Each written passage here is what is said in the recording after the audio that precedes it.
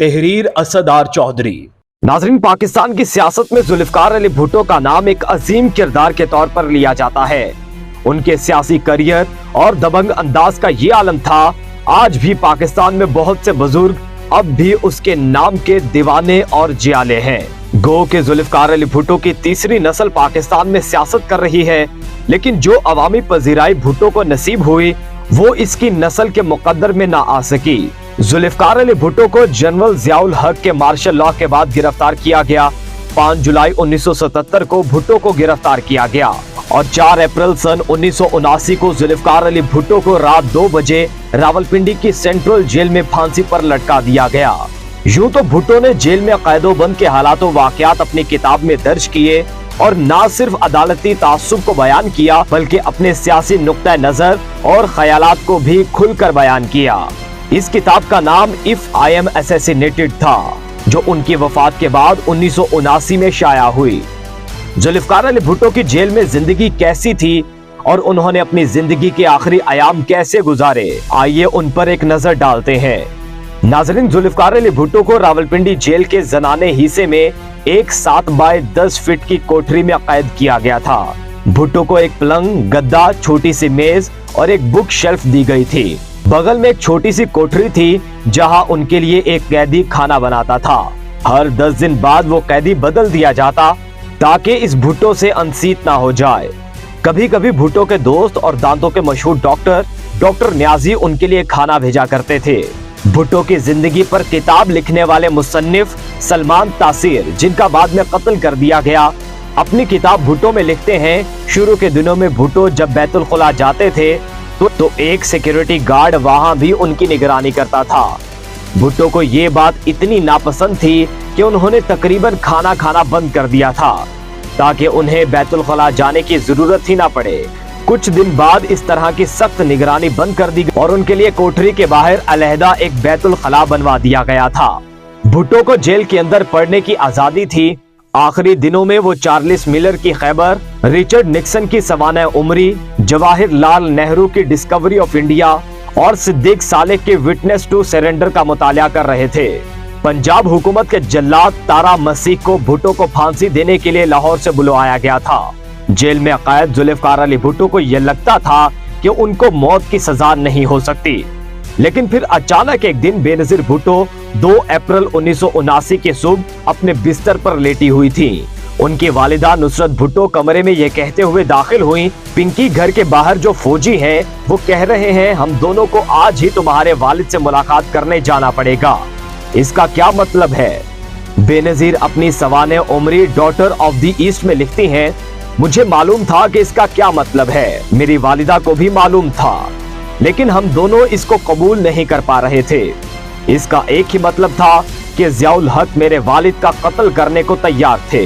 नुसरत और बेनजीर भुट्टो को एक शेवरलेट कार में रावलपिंडी जेल लाया गया। तलाशी के बाद उन्हें भुट्टो के सामने ले जाया गया। उनके दरमियान 5 फीट की दूरी रखी गई। बेनजीर लिखती हैं, मेरे वालिद ने पूछा था कि घर वालों से मुलाकात के लिए उन्हें कितना वक्त दिया गया है। जवाब आया आधा घंटा। मेरे वालिद ने कहा कि लेकिन जेल के कवानीन के मुताबिक फांसी से पहले खानदान वालों से मुलाकात के लिए 1 घंटा मिलता है, लेकिन एहलकार ने जवाब दिया कि मुझे ऐसी ही हिदायत मौसूल हुई हैं कि आपको सिर्फ आधा घंटा दिया जाए। वो जमीन पर एक गद्दे पर बैठे थे क्योंकि उनकी कोठरी से मेज, कुर्सी और पलंग हटा दिए गए थे। बेनजीर मजीद लिखती हैं, उन्होंने मेरी लाई हुई किताबें और मैगजीन मुझे वापस कर दी। मेरे वालिद ने मुझसे कहा था कि मैं नहीं चाहता कि मेरे मरने के बाद वो लोग उन्हें हाथ लगाएं। उन्होंने मुझे उनके वकील के दिए हुए कुछ सिगार भी वापस किए। वो कह रहे थे कि शाम के लिए मैंने एक सिगार बचा कर रखा है। उन्होंने शालीमार कॉलोन की एक शीशी भी अपने पास रखी थी। मुझे अपनी शादी की अंगूठी दे रहे थे, लेकिन मेरी वालिदा ने उन्हें रोक दिया।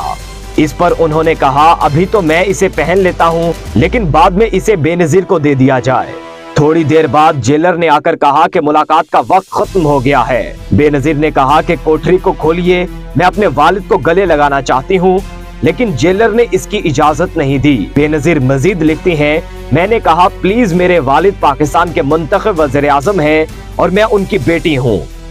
ये मेरी आखिरी मुलाकात है और मुझे इनको गले लगाने का हक है, लेकिन जेलर ने साफ इनकार कर दिया। मैंने कहा गुड बाय पापा। मेरी वालिदा ने सलाखों के दरमियान हाथ बढ़ाकर मेरे वालिद के हाथ को छुआ। हम दोनों तेजी से बाहर की जानिब निकले। मैं पीछे मुड़कर देखना चाहती थी, लेकिन मेरी हिम्मत जवाब दे गई। जेल सुपरिटेंडेंट यार मोहम्मद ने उन्हें काला वारंट पढ़कर सुनाया, जिसे उन्होंने चुपचाप सुना। भुट्टो ने कोठरी के बाहर खड़े गार्ड को बुलाया और डिप्टी सुपरिटेंडेंट से कहा कि मेरे मरने के बाद मेरी घड़ी इसको दे दी जाए। 8:05 पर भुट्टो ने अपने हेल्पर अब्दुल रहमान से कॉफी लाने के लिए कहा। उन्होंने रहमान से कहा कि अगर मैंने तुम्हारे साथ कोई बदसलूकी की हो तो इसके लिए मुझे माफ कर देना। सुप्रीम कोर्ट की जानिब से उनकी रहम की अपील मुस्तरद किए जाने के बाद उनका रेजर इसलिए वापस ले लिया कि कहीं वो इससे खुदकुशी ना कर लें। सलमान तासीर लिखते हैं, भुट्टो ने कहा मुझे दाढ़ी बनवाने की इजाजत दी जाए। मैं मौलवी की तरह इस दुनिया से नहीं जाना चाहता। 9:55 पर उन्होंने अपने दांतों में ब्रश किया, चेहरा धोया और बाल बनाए। इसके बाद वो सोने चले गए। रात 1:30 बजे उन्हें उठाया गया। वो हल्के बादामी रंग की शलवार कमीज पहने हुए थे। जेल एहलकारों ने कपड़े तब्दील करने पर जोर नहीं दिया। जब सिक्योरिटी एहलकारों ने उनके हाथ पीछे बांधने की कोशिश की तो उन्होंने इसकी मुखालिफत की।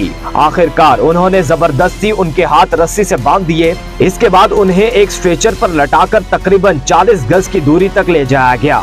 सलमान तासीर मजीद लिखते हैं कि इसके बाद भुट्टो स्ट्रेचर से खुद उतर गए और फांसी के फंदे तक खुद चले गए। जल्लाद ने उनका चेहरा काले कपड़े से ढांप दिया, उनके पैर बांध दिए। जैसे ही 2:04 पर मजिस्ट्रेट बशीर अहमद खान ने इशारा किया, जल्लाद तारा मसीह ने लीवर खींचा। भुट्टो के आखिरी अल्फाज थे फिनिश इट। 35 मिनट बाद भुट्टो के मुर्दा जिस्म को एक स्ट्रेचर पर रख दिया गया। उस जमाने में रावलपिंडी सेंट्रल जेल में खुफिया एहलकार कर्नल रफीउद्दीन अपनी किताब भुट्टो के आखिरी 223 दिन में लिखते हैं, थोड़ी देर बाद एक खुफिया एजेंसी के एक फोटोग्राफर ने आकर भुट्टो के प्राइवेट पार्ट्स की फोटो उतारी। हुकूमत इस बात की तस्दीक करना चाहती थी कि आया भुट्टो की इस्लामी तरीके से खतने भी हुए थे या नहीं। तस्वीर उतारने के बाद इस बात में कोई शक नहीं रहा कि भुट्टो के खतने हुए थे। बाद में श्याम भाटिया ने अपनी किताब गुड बाय शहजादी में लिखा था कि बेनजीर ने उन्हें खुद बताया था कि भुट्टो को मौत के बाद भी इस बेइज्जती से गुजरना पड़ा था। बेनजीर अपनी सवाने उमरी में लिखती हैं, मम्मी की दी नींद की गोलियों के बावजूद ठीक 2 बजे मेरी आंख खुल गई और मैं जोर से चिल्लाई, नो नो।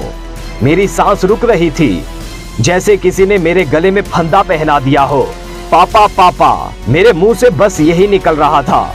सख्त गर्मी के बावजूद मेरा पूरा जिस्म कांप रहा था। चंद घंटों के बाद सेंट्रल जेल के असिस्टेंट जेलर उस घर में गए जहां नुसरत और बेनजीर भुट्टो को नजरबंद किया गया था। उसे मिलते ही बेनजीर के पहले अल्फाज थे, हम वजीर आजम के साथ चलने के लिए तैयार हैं। जेलर का जवाब था, उन्हें तदफीन के लिए ले जाया जा चुका है। बेनजीर लिखती हैं, मुझे लगा जैसे किसी ने मुझे घूंसा मारा हो। मैंने चिल्लाकर कहा, आप इन्हें इनके अहले खाना के बगैर तदफीन के लिए कैसे ले जा सकते हैं। इसके बाद इस जेलर ने भुट्टो की एक चीज बेनजीर भुट्टो को सौंपी। बेनजीर लिखती हैं, इसने मुझे पापा की शलवार कमीज दी जो पापा ने मरने से पहले पहन रखी थी। इससे शालीमार कॉलोन की महक अब भी आ रही थी। फिर उसने एक टिफिन बॉक्स दी जिसमें उन्हें गुज़श्ता 10 दिनों से खाना भेजा जा रहा था जिसे वो खा नहीं रहे थे। उसने इनका बिस्तर, चाय का कप भी मुझे दिया। मैंने पूछा, उनकी अंगूठी कहाँ है? जेलर ने पूछा, क्या उनके पास अंगूठी भी थी? फिर उसने झोले में से अंगूठी तलाश करने का ड्रामा किया और फिर अंगूठी मुझे पकड़ा दी। वो जेलर बार बार कह रहा था कि उनकी आखिरत बहुत पुरसुकून थी। मैंने सोचा, फांसी भी क्या कभी पुरसुकून हो सकती है? बेनजीर के खानदान के मुलाजिम बशीर की निगाह जैसे ही भुट्टो की शलवार कमीज पर पड़ी, वो चिल्लाने लगा, या अल्लाह, उन्होंने हमारे साहब को मार दिया। जुल्फकार अली भुट्टो की फांसी को आज भी पाकिस्तान में मुजम्मती अलामत के तौर पर देखा जाता है। ये अब भी कहा जाता है कि मुल्क के मुंतखब वज़ीर आज़म के साथ ऐसा सलूक नहीं होना चाहिए था।